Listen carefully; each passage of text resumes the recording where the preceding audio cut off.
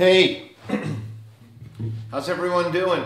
I was asked by a few people to do a review on my Carvin SB bass. So here it is. Here's my SB. I'm going to explain to you about it.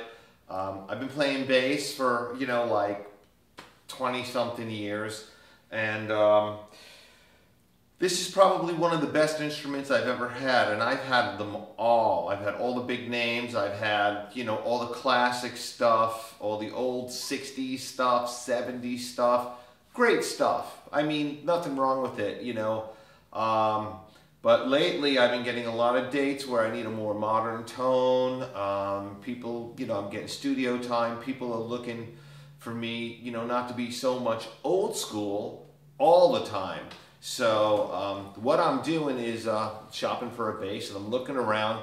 Now, I've had a Carvin 6-string for a while, and I had one for like 10 years, and I came to the realization that 6-string bass is just, it's not my thing. I'm really a 4-string player, maybe a 5-string player in some occasions. I also play fretless, but I'm really most comfortable on a 4-string. So when I was looking to purchase a new bass, I went to Carvin because I know their reputation. I've owned Carvin instruments before. Other people I know have owned Carvin instruments, and just the quality, especially for the money, you can't do any better. So this is my SB4001, and of course, like all Carvin instruments, it's custom built by me. I want to explain a little bit about the bass, and the options that I've chosen. I wanted the hollowed out body. This body is a one-piece mahogany body. You're going to be hard-pressed to find any other company that's going to make you a mahogany body that's really one piece.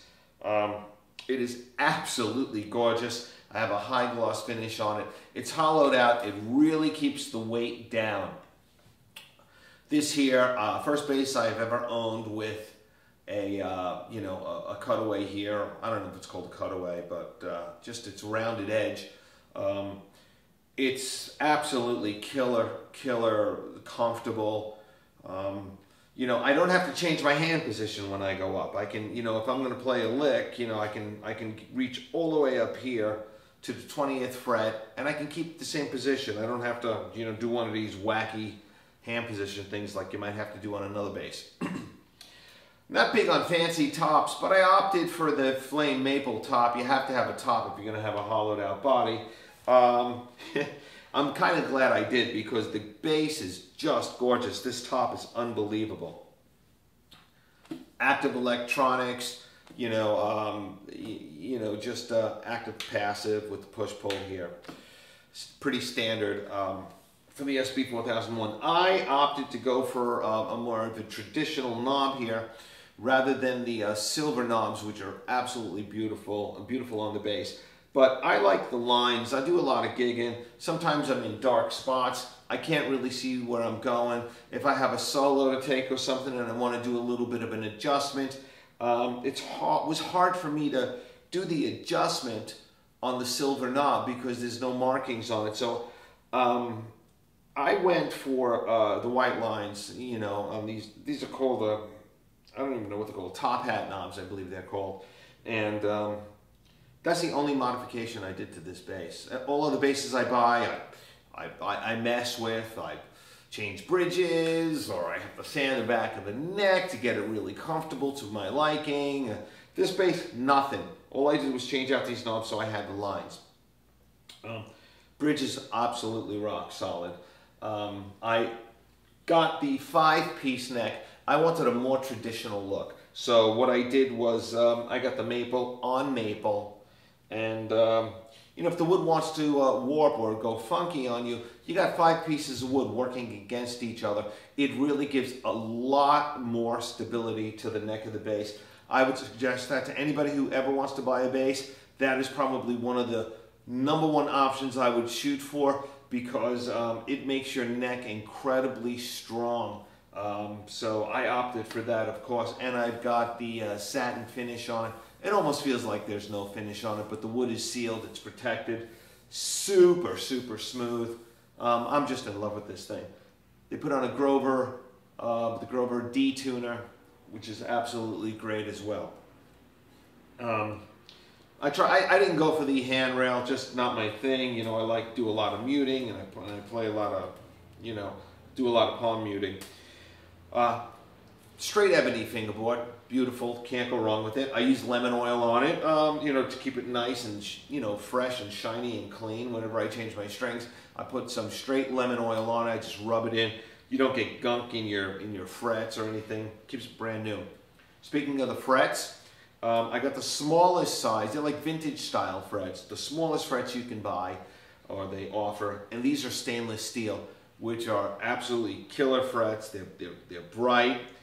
Just straight dots on it. Nothing, no mother of pearl or anything fancy, and they're really very nice. Anyway, everywhere I go, and I do a lot of different stuff. I play blues. I play theater. I do, you know, corporate gigs, society gigs. I do all kinds of stuff. I bring this bass. It never fails. Everybody loves the set to tone of the bass. So, you know, I mean, you know what it sounds like.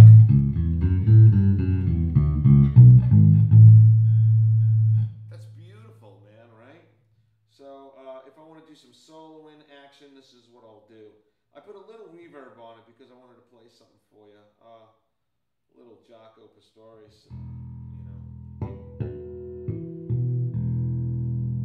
Listen to those harmonics.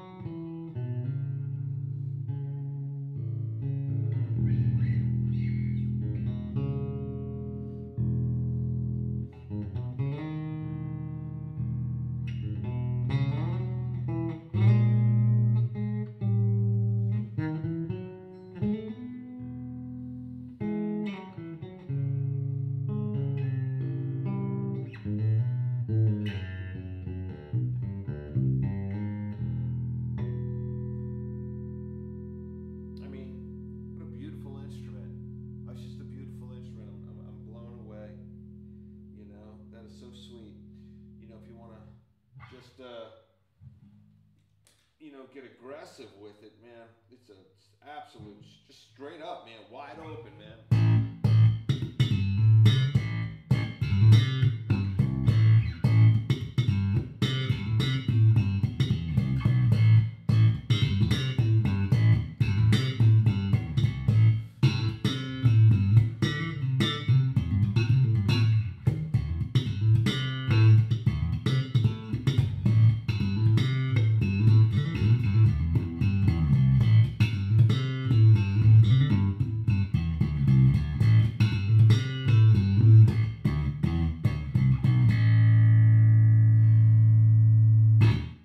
Ridiculous, you know.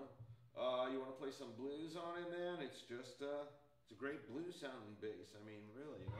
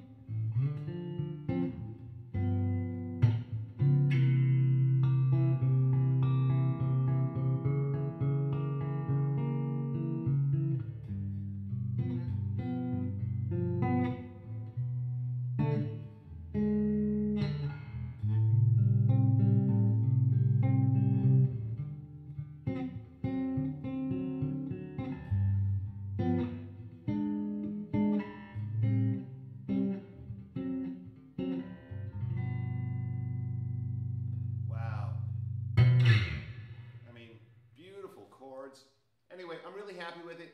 I hope you dig my video. If you're looking for a new bass or something like that, I would highly recommend this. This is really an absolute killer bass. It's super cool, super lightweight, sounds great, and you even get your, you know,